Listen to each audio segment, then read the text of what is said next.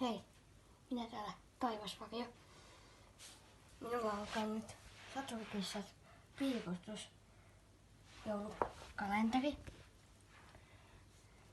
josta siis jokaisesta luukusta tulee kissa, joka minun pitää piirtää ja kirjoittaa heitä yksi fakta.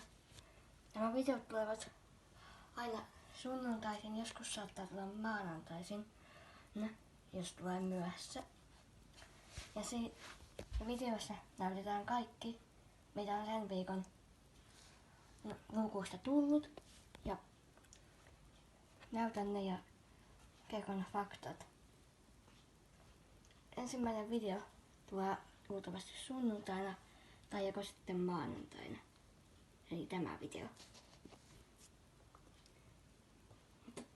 Tässä on siis tämän viikon luukkujen 1, 2 ja 3. Ja mennään heti ykköseen. Ykkösenä olisi siis Kirkas sydän.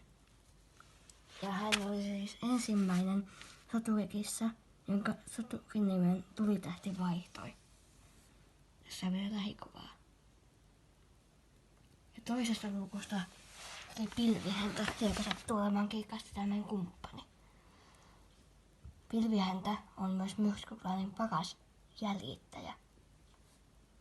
Ja sitten kolmosesta, eli tänään, tuli Oravaliito, joka on ollut varapäällikkö siis 2 kertaa. 2 kertaa. Mutta seuraava video tulee luultavasti ensi viikon sunnuntaina tai sitten maanantaina.